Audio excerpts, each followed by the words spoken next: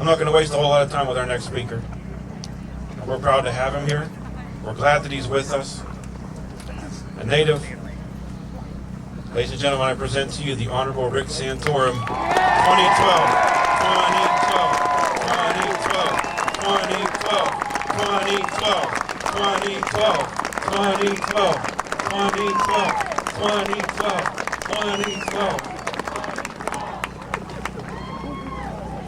Darren, thank you very much. Thank you very much for that. And let me say that's a hard act to follow. And Jeff Gooner, isn't he good? I mean, he's really good. Bless you, Jeff. Thank you for being out there. His moniker, the last honest man in Washington, unfortunately is probably true. That's the sad part about it. But it's great to be here with him and with all of you. And you know, I was asked to come here today, and I absolutely had to come for a couple of reasons. Number one, because the people here in Westmoreland County have a very, very special place in my heart. Kim Ward is here with me. You're a tremendous state senator. Kim, where are you? Right there? I'd say stand up, Kim, but she already is. But yeah, you folks from the very beginning, I just felt a great bond with you. This is a conservative heartland of Western Pennsylvania, right here in Westmoreland County. You folks have stood up, and you have changed the political landscape of Pennsylvania. You did it for me back in 1994, and you have had a huge voice in elected politics because of your principles. Anytime I would ever stray, not that I did often, but anytime I ever strayed, if I ever came back in this county, I was reminded over and over again that was the case. This is a great, wonderful group of people who are God-fearing, God-loving, American-loving patriots, and it is an honor to be here with you today. Thank you for what you're doing.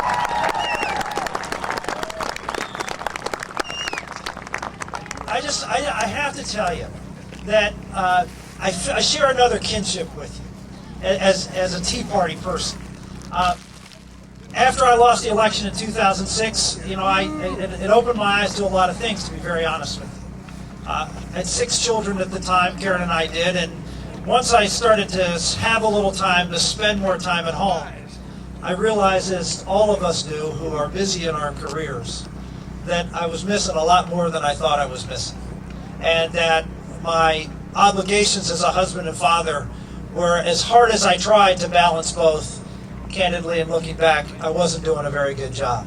And so God opened my eyes to the obligations that I have in taking care of now 7 beautiful children, and it has been an amazing few years for me and for our family. And I was actually very content to continue to try to get involved. I'm in a think tank, and as you know, folks see me on Fox News, and thank you for watching. But I felt like I had sort of reached a good balance in my life, and I was doing things to try to help and stay active in the public arena, and at the same time being able to coach my kids' Little League team and do things like that. And then Barack Obama got elected to the presidency.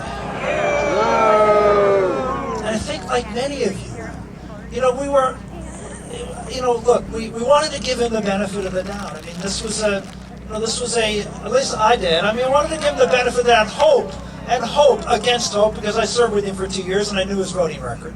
And I had worked with him on a few things, and I saw the way he dealt with people. And I thought, well, maybe the fact that he became president, that would change him. And sometimes the office can do that to people.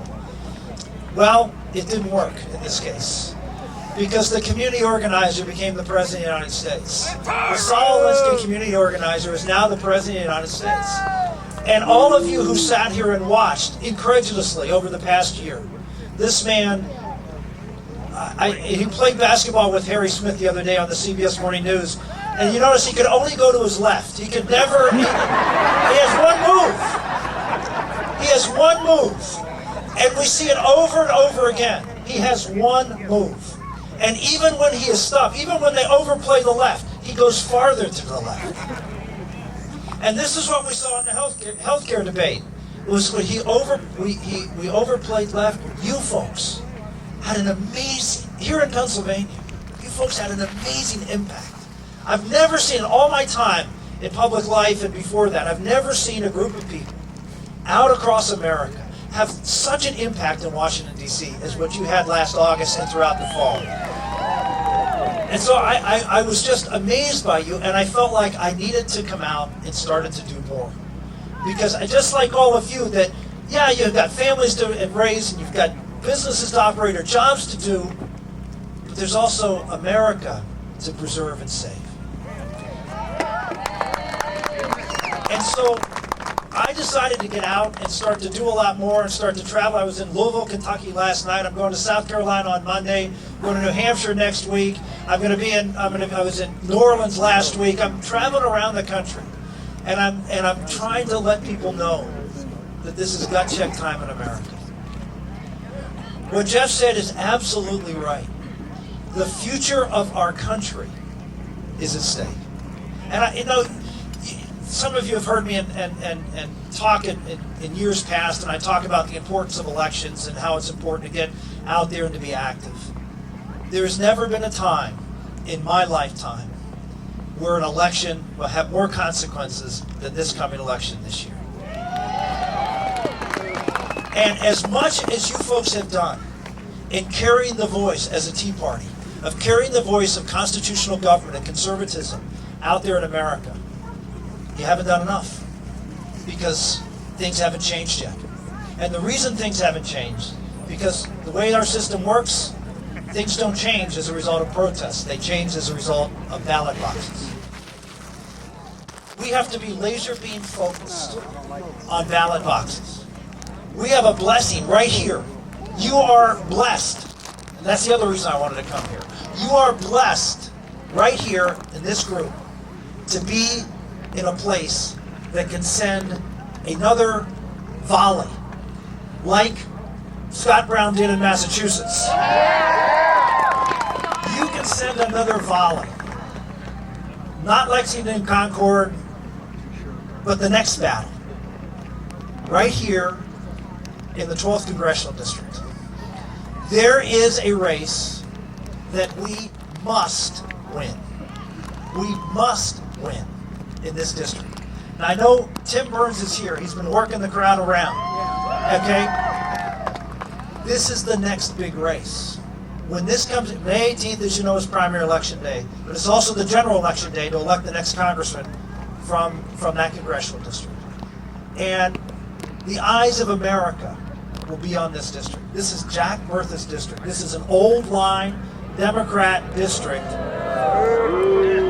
And we have an opportunity in this election to send shivers. You heard the agenda that Jeff talked about that they want to keep trying to push through. You want to stop that agenda? You want to put it on hold between now and November until we have a chance to turn things around? Elect Tim Burns, the next congressman from that congressional district.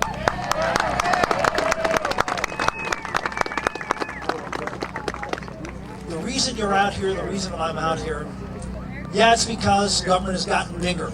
Yeah, the stimulus package and health care has shaken us to our core. And it's made us very nervous. It is unnerving what seems to be going on. But is it just because it's more government or more spending? I think it's more than that. I think there's something else going on here that all of us recognize across America, not just Tea Party people. I think most Americans recognize there's something really different about what Barack Obama is up to and what the Democrats are up to. And I think it goes back to not just what they're doing, it's what the vision of America will be. See, America is an aspirational, it's an ideal, it's an aspirational concept.